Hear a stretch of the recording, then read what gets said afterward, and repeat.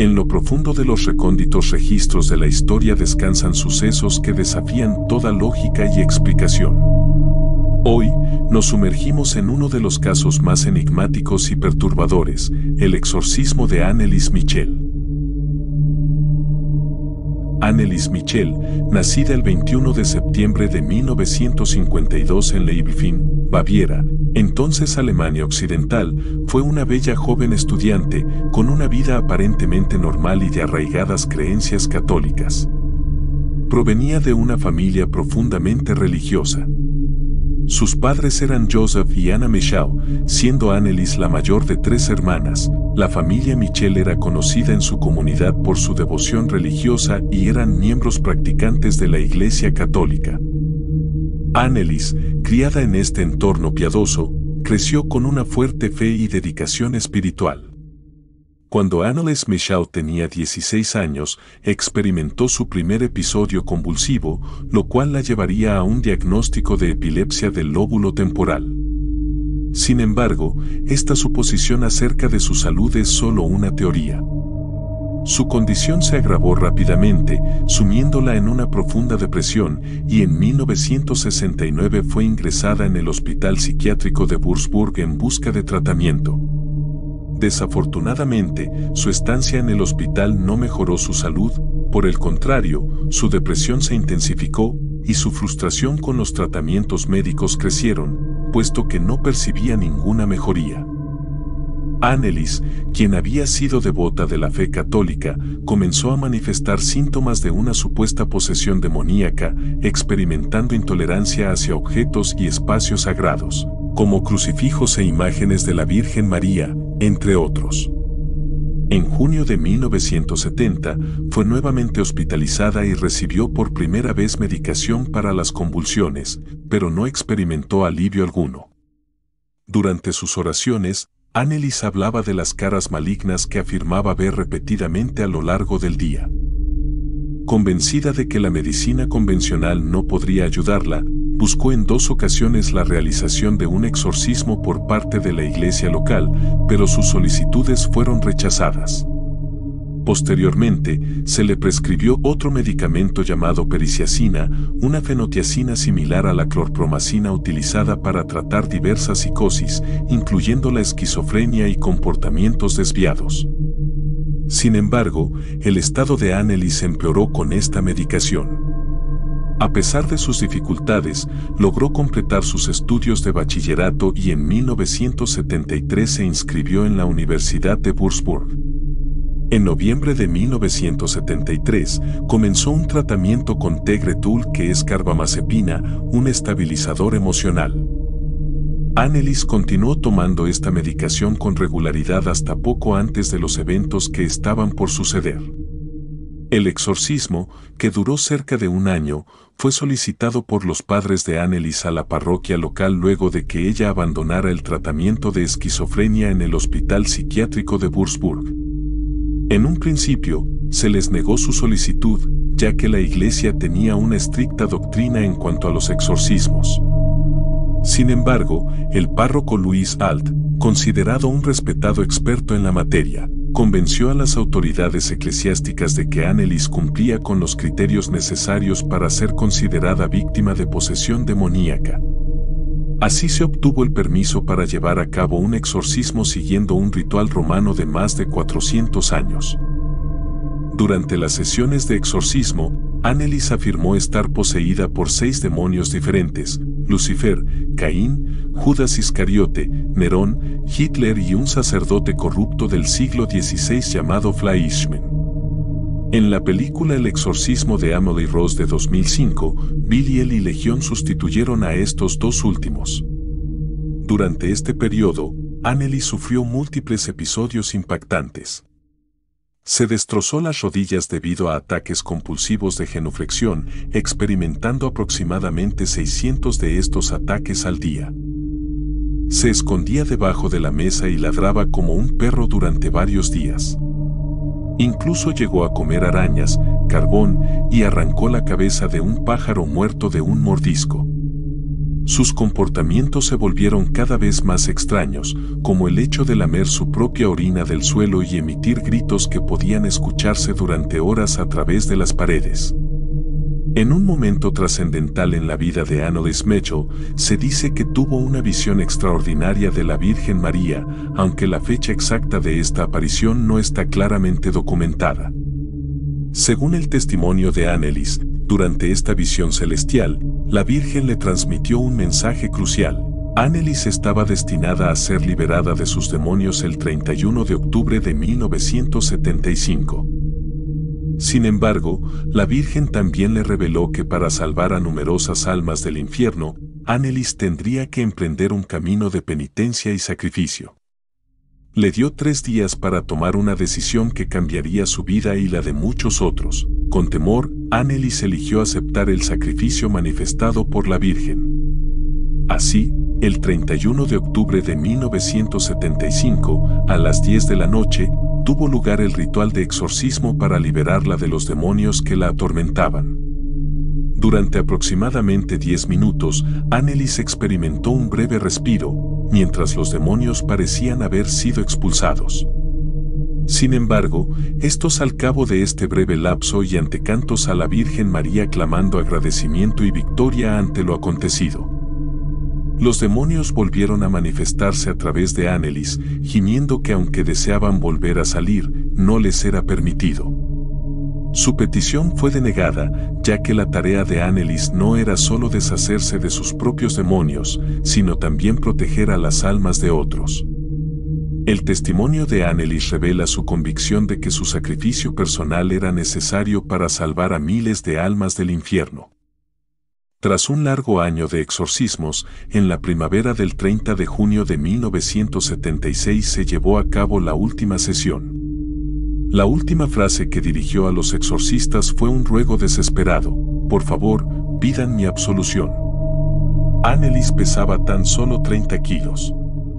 Padecía de neumonía y anemia, encontrándose gradualmente debilitada y agotada hasta la fiebre.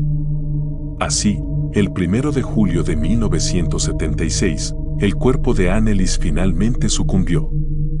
Falleció a la edad de 23 años. Se relata que en sus momentos finales, la joven se volvió hacia su madre y pronunció sus últimas palabras: «Madre, tengo miedo».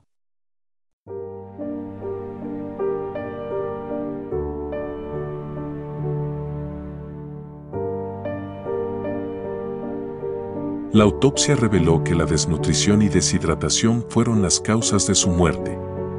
El caso de Annelies Mitchell es considerado uno de los casos de posesión y exorcismo más documentados en la historia. Además, marcó un hito en la práctica del exorcismo, ya que condujo a la implementación de la presencia de personal médico especializado durante el ritual. Audio real completo. Las grabaciones de audio que escucharás a continuación son un testimonio escalofriante de los sucesos que tuvieron lugar en la casa de los Mitchell, ubicada en Klingenberg, Alemania. Fueron registradas por los sacerdotes y los padres de Annelies, Ernest y Anna Mitchell, entre 1975 y 1976. Estas cintas capturan los aterradores momentos del exorcismo realizado por los sacerdotes católicos Arnold Rans y Louis Alt antes del fallecimiento de Annelies. Es importante mencionar que existen 51 registros audiográficos del exorcismo en los cuales los supuestos demonios hablan a través de Annelies. Estas sesiones tuvieron lugar en diferentes ubicaciones, incluyendo la casa familiar en Klingenberg y un monasterio en Würzburg, Alemania. Durante estos exorcismos, se intentó liberar a Annelies de lo que se creía que era una posesión demoníaca. Advertencia. El contenido que estás a punto de presenciar es extremadamente perturbador y puede no ser apto para todos los espectadores.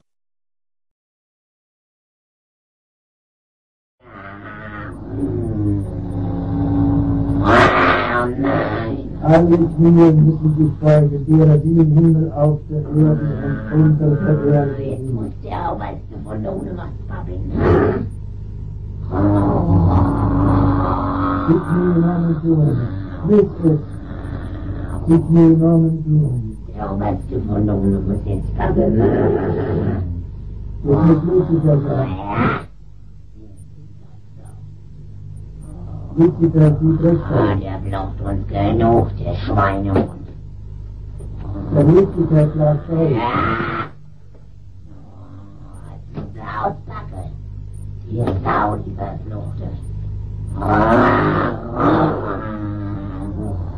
Dann lass ihn mal auspacken, er soll die Wahrheit sagen. Oh nein! Im Namen des dreifaltigen Gottes befehle ich, dass Lucifer die Wahrheit sagt. Nee! Des dreifaltigen Gottes, im Namen aller seligen Jungfrau, sagt die Wahrheit. Sag alles, was du zu sagen hast. Er bringt die Wahrheit um! Im Namen des dreifaltigen Gottes, im Namen des dreifaltigen Gottes, im Namen der allerseligsten Jungfrau Maria, sag mir die Wahrheit. Bist du Lucifer? Ja! Dann sag alles, was du sagen musst. Im Namen des dreifaltigen Gottes und der allerseligsten Jungfrau Maria. Das dauert noch, wenn sie so auspackt. Jetzt alles sagen, was du sagen musst. Leg mein Wasser weg!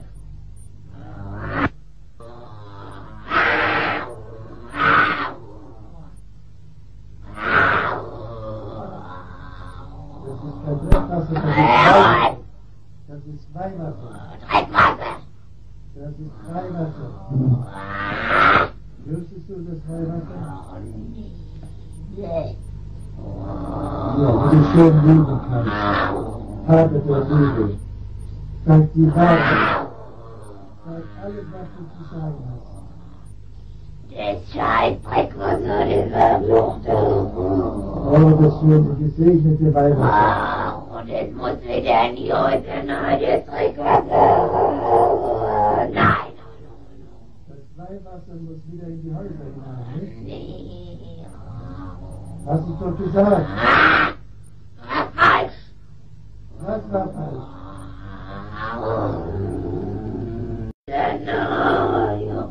Also, ja, das ist die Jungfrau sagt es uns klar, das Weihwasser muss wieder in die Häuser hinein.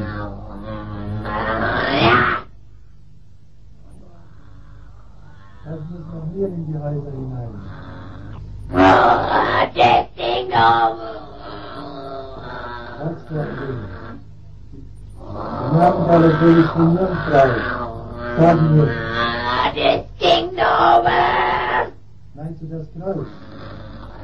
Das Kreuz? Meinst du das Kreuz? Meinst du das Kreuz?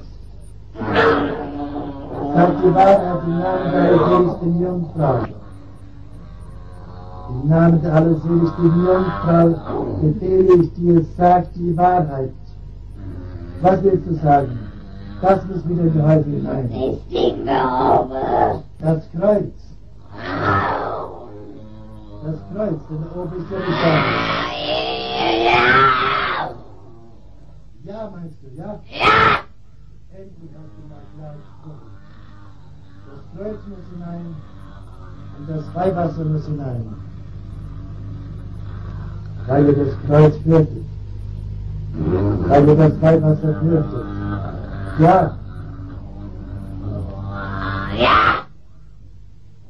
Iscariote prodittore dannavit. Sede Deo. Mit dem Judas Iscariote prodittore. Hab ich mir geholt. Den hast du dir geholt. Jawohl. Warst du so einen Freund? Ja, Und was hast du jetzt davon? jetzt steht er in meinem Sitz. Dannavit. Ja, das ist verdammt. Und du bist schuld daran. Ja, Und er ist selber schuld, er ist verzweifelt. der hätte sich nämlich rettet können, die Drecksau, die. Ja, wie hat er sich retten können? Der war so blöd. Ist ihm nicht gefolgt, da, dem Dorf. Hinter. Den halten wir zum Michael, Nee. dem Heiland. Ja, dem ist eine gefolgt, dem Nazi. Jesus von Nazareth. Ja, Den sagt seinen Namen. das ist gesegnet. Den Jesus von Nazareth. Denn Jesus von Nazareth ist ja nicht gefolgt. Wenn Nazarener gefolgt hätte, wäre er nicht verdammt worden. Hätte der ihm noch verziehen? Ja! Auch am Kreise noch. Ja, der verzeiht ja immer. Jesus hat, der verzeiht immer. Ja, Wenn,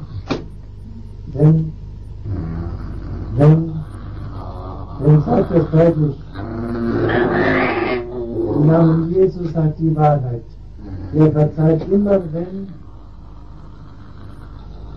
der Sünder, der Tröster und der Betrübten, ja, die hat's nämlich oft genug gesagt.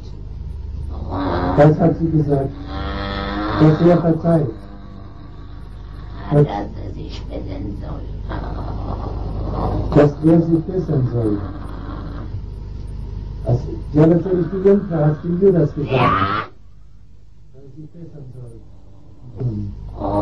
Wenn er zurück könnte. Für uns gibt's kein Zurück. Nee. In alle Ewigkeit. Ein zurück in alle Ewigkeit. Das ist das Furchtbare. Wenn es ein Zurück gäbe. Wenn es einen Weg gäbe. Gibt's nicht zurück. Von uns kommt niemand zurück. Hat er noch etwas zu sagen? Du hast nur allerhand zu sagen. Nee. Du hast noch eine Menge zu sagen. Du hast noch eine Menge zu sagen für uns und für viele andere. Und jetzt sollen noch manche gerettet werden dadurch. So manche eure Klauen entrissen werden. Ja. Allerdings war ich Tito, die finden sie mal neu. Tito. Tito, wer da? Die. Ja, natürlich die Jungen. Ja. Vitius Morales, warum bleibst du noch länger hier? Weil ich noch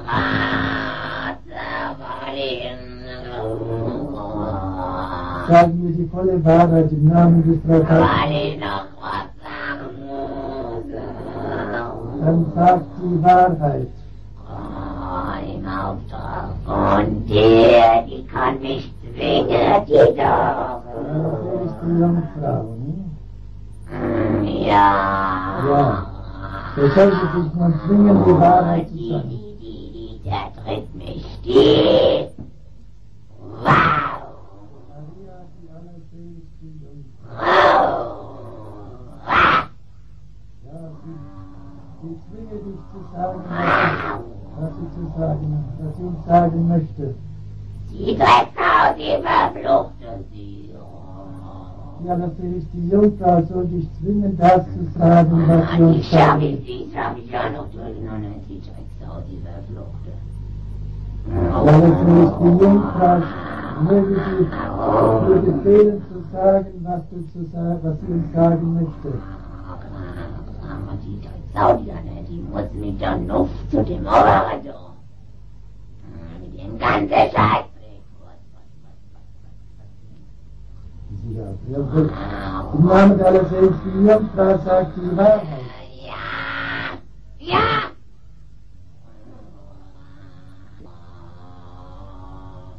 Das werden wir tun. Und damit die Drecksau oben Bescheid weiß.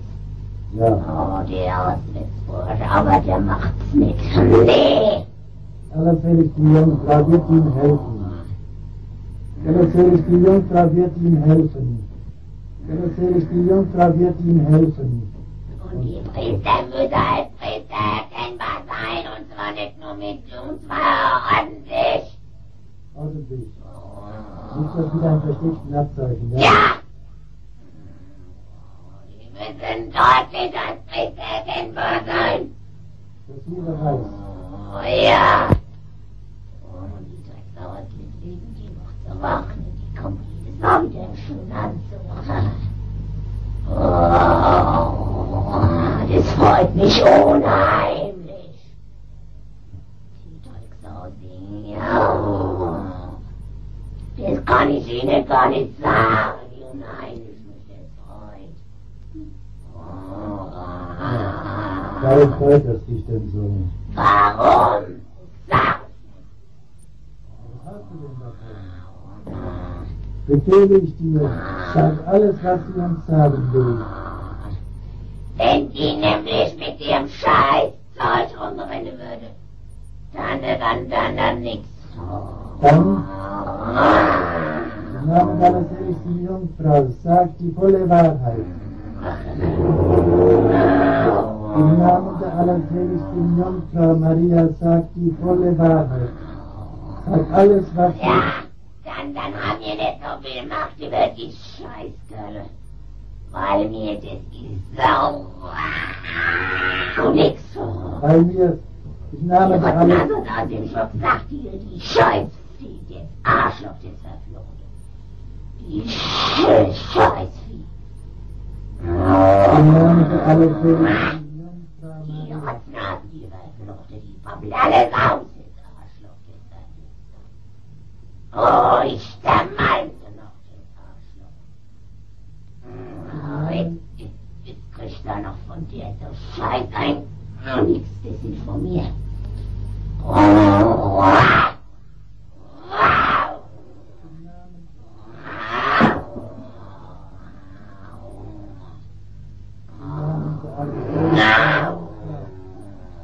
Im Namen der allerseligsten Jungfrau Maria,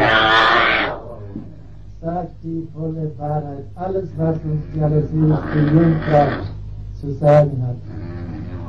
Alles, was sie uns sagen will. Ja, wenn die ein Scheißdreck umrennen würde, dann. Oh, aber das kann auch sein, die ist mir so blöd. Oh, ja, wenn sie den Die Talarerzieherin, Ordensgewand, Priesterkleid, Ja!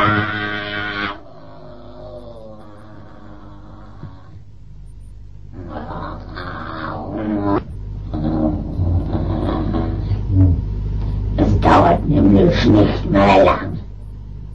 Bis kommt das Strafgericht.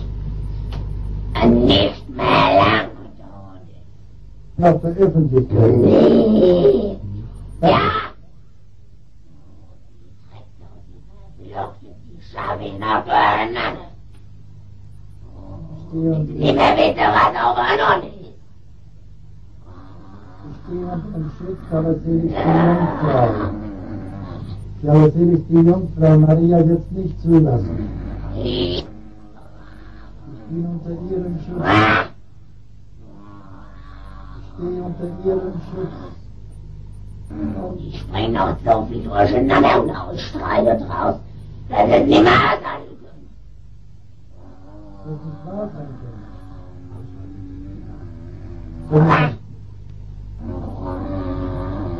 Du das Ding weg. Den hat's nie gegeben, den Kalender.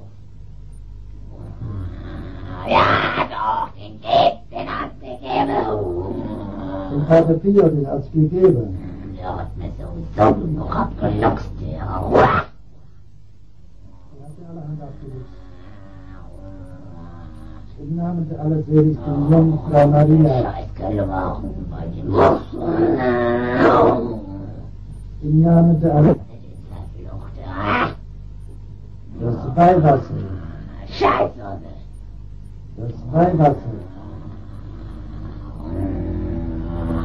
Das gesegnete Wasser. Warum fährst du nicht aus? Weil mir so gut fällt bei dir. Ja, das